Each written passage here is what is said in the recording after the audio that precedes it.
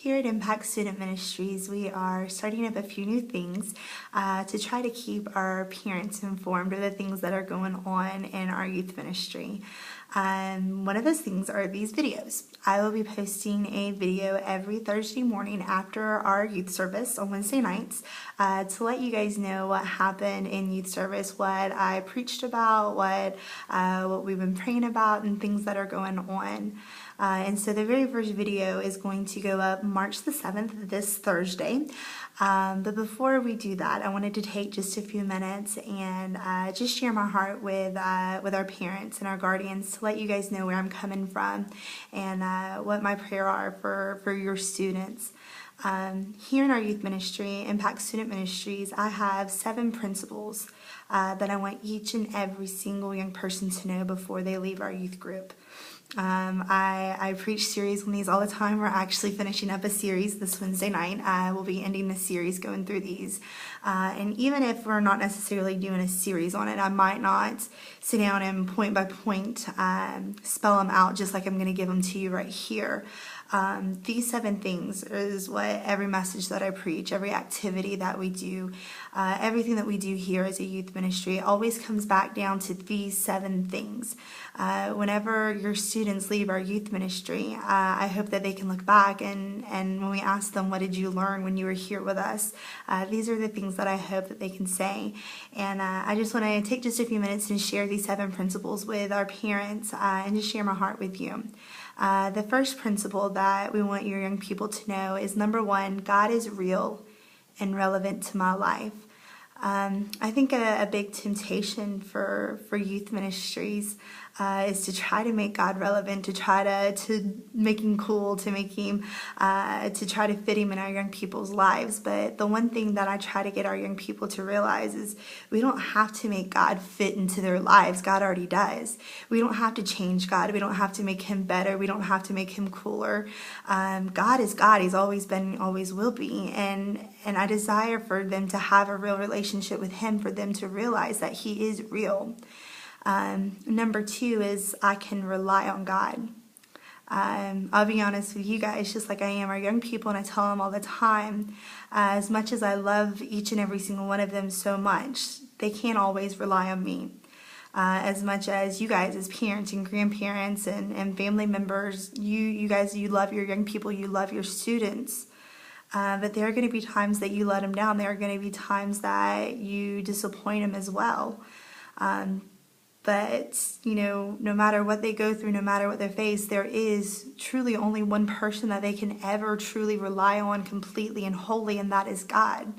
And our prayer for them is to realize that there might come a day, there might come a situation when they can't reach me on the cell phone, or maybe you're not at home, but God can be there in their lives, and they can always turn to him no matter where they go, no matter where they find themselves one day.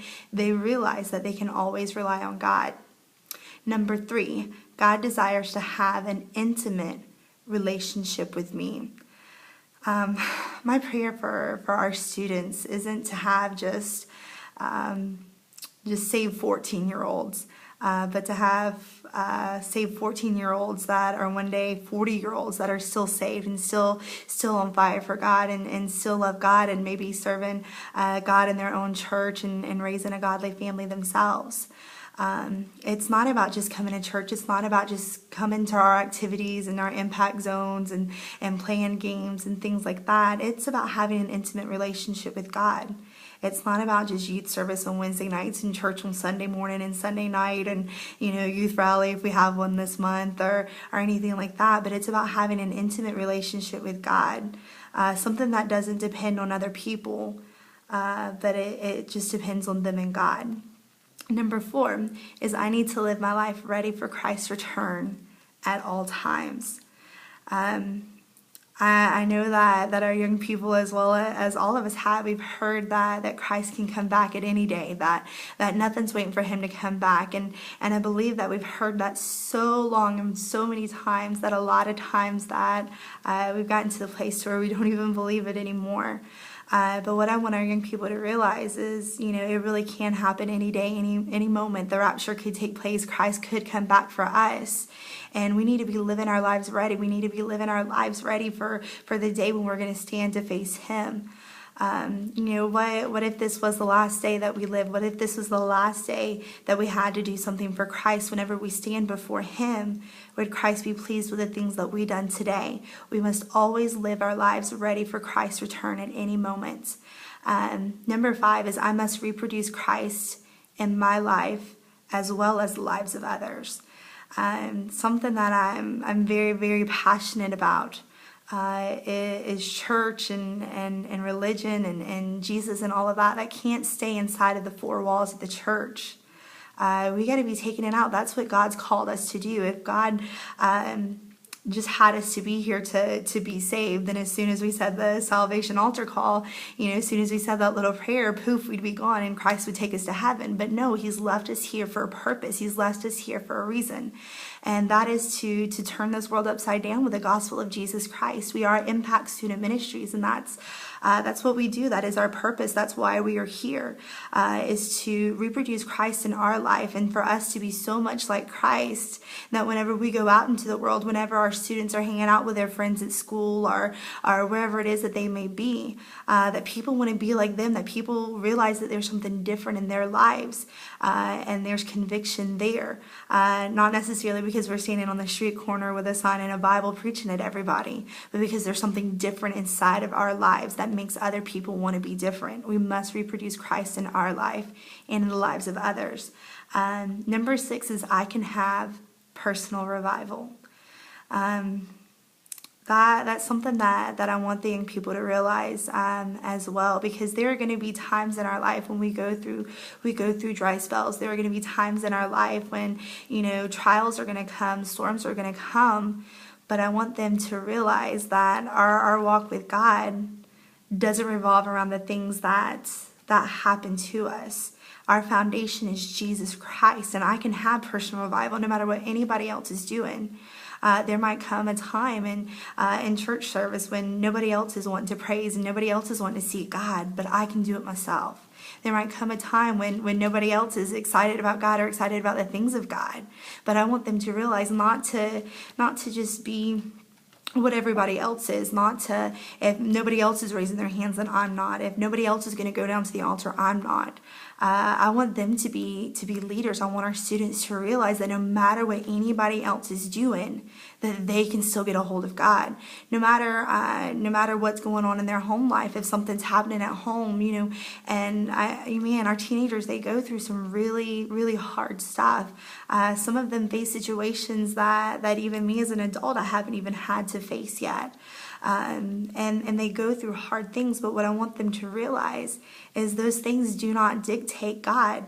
Our circumstances do not change the character of God. God is God, and they can always get a hold of Him. And number 7 is I will remain. This is probably my biggest prayer for each and every single student that comes through our youth ministry. My prayer for them is that they will make it. I want to see, I would love to see them as missionaries and preachers and youth pastors and Sunday school teachers one day. But that might not be the calling that God has for them. They might not be missionaries. They might not. But I still want to see them in love with God. Whenever I get to heaven and I'm standing there in heaven, I hope that I can look back and I can see each and every single young person that's come through our youth ministry. I want to see them there. And as a youth pastor, as a youth minister, that is my biggest goal, is to do whatever I can to make sure that they remain.